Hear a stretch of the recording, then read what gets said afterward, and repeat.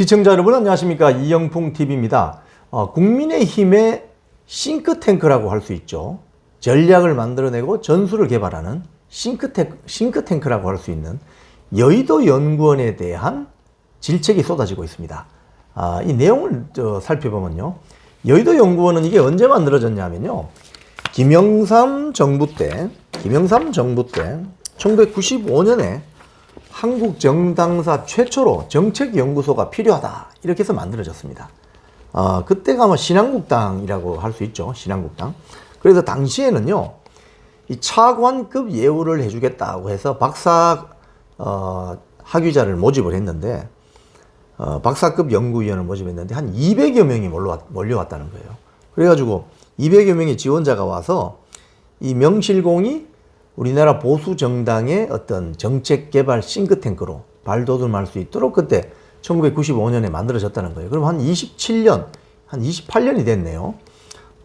그래서 주로 선거 전략, 그리고 정책 개발, 뭐 여론조사 이런 것도 하죠.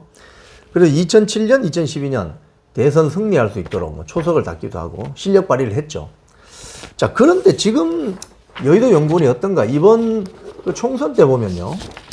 그 여의도 연구원이 지금 여의도 연구원장을 한동훈 전 비대위원장이 조선일보 기자 출신으로 갖다 앉혔죠. 그런데 그 언론 보도를 보면은 그 이번에 그 여의도 연구원에서 원래 여의도 연구원에서 어떤 여론조사라든지 뭐 정책이라든지 뭐 동향 이런 걸 개발을 하면 이 정보를 생산을 하면 여의도 연구원이 당 사무총장에게 보내고 당 사무총장이 선거대책위원회 선대위로 보내가지고 각 지역구에 이렇게 전파를 해서 대응할 수 있도록 해줬다는 거예요. 근데 이번에는 여의도 연구원장이 홍영림이라는 사람이군요. 조선일보 기자 출신. 이번에 이 조선일보 기자 출신이 약진했습니다. 강남 지역에 2명 공천받고요. 거기는 뭐 공천받으면 거의 당선될 확률이 90% 이상이잖아요. 그리고 비례대표 또 1명 당선권에 공천받고 3명이 지금 조선일보 출신이 3명인데 여의도 연구원장까지 총선 전에 박아놓은 거죠. 근데 이 홍영림이라는 여의도 연구원장이 여의도 연구원의 어떤 정보나 이런 거를 한동훈 전 비상대책위원장에게만 직보체제로 보고하는 그런 식으로 운영이 됐대요. 왜 그랬는지는 모르겠습니다. 자, 그런데 최근에 그 여의도 연구원의 노동조합이 있습니다. 그냥 이 상급 단체에 소속되지 않은 그냥 자기들끼리 노동조합이 있는데 이렇게 이야기했다고 하네요. 탄핵을 당했던 야당 시절에도 정책 연구진이 최소 10명은 10여 명은 됐는데 지금 4명이다. 싱크탱크라고 하기에는 초라한 수준이다. 이렇게 이야기를 했다고 해요. 그리고 또 문제는요. 지금 여의도 연구원이 그 현재 87억 원의 지금 어떤 지원금을 받고 있는데, 이 선관위에 따르면은 지금 여의도 연구원의 석박사급 연구원이 39명이래요. 39명. 민주당에도 똑같은 게 있습니다. 민주연구원이라고요. 여기는 석박사 연구원이 19명. 그러니까 국민의힘 여의도 연구원은 39명. 민주당에는 민주연구원은 19명. 훨씬 많죠. 자, 그런데 여의도 연구원 관계자가 이런 이야기를 했대요, 언론에. 이 인건비가 참 인건비 또한 전체 지출의 인건비가 거의 한 80-90%. 이야, 이거 박사 학위자는 1명뿐이다. 행정부서가 5명으로 정책부서인은 4명보다 많다. 자, 이게 무슨 소리냐? 여의도 연구원이 28년 전에는 새로운 피를 수혈해서 인건비 비중이 적었을 거예요, 분명히. 보통 일반 기업들 같은 경우에 인건비 비중이 24%, 25% 넘어가면은 위험하다 사인을 줍니다. 특히 공기업들은 뭐 30%, 35% 넘는 공기업들도 있죠. 거기는 공기업이니까 그렇다 치고 거기도 위험하죠, 사실은.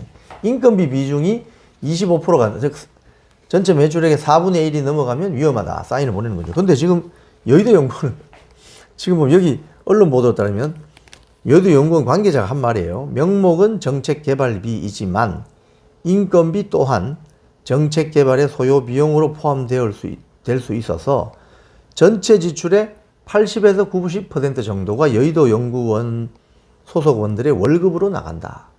하하. 이게 지금 여기에 이제 어떤 이 비밀의 열쇠를 풀 수 있는 말이 있네요. 자, 이렇게 되면 어떻게 됩니까? 이렇게 되면 일하겠습니까? 일 못하죠? 그 결과가 뭐냐? 지금 이렇습니다. 국힘의 여의도 연구원, 민주당의 민주연구원이 최근 한 3, 4년간 어떤 아웃풋을 냈느냐. 잘 정리가 됐는데 한번 들어보십시오. 자, 여의도 연구원. 2020년, 그러니까 4년 전에는 정책 홍보를 한 100건 정도 했는데 지금은 770건 정도 한대요. 홍보에 엄청 열을 올리는 거죠. 홍보에 엄청 열을 올리죠. 자, 그런데 자료 발간은 4년 전에 30건이었는데 지금은 6건밖에 안 된다는 거예요. 즉, 연구 안 한다는 소리죠. 연구하지 않고 고민하지 않고 외부에 그냥 데코레이션만 거창하게 해서 잘하고 있는 것처럼 홍보에만 매달리고 있다. 이렇게 볼 수 있는 거죠. 토론회도 많이 합니다. 토론회는 더 늘었네요. 4년 전보다. 이 토론회는 뭡니까? 토론회 하면 누가 갖고 와서 앉아요? 좌장으로? 현역 배지들이 와서 앉죠.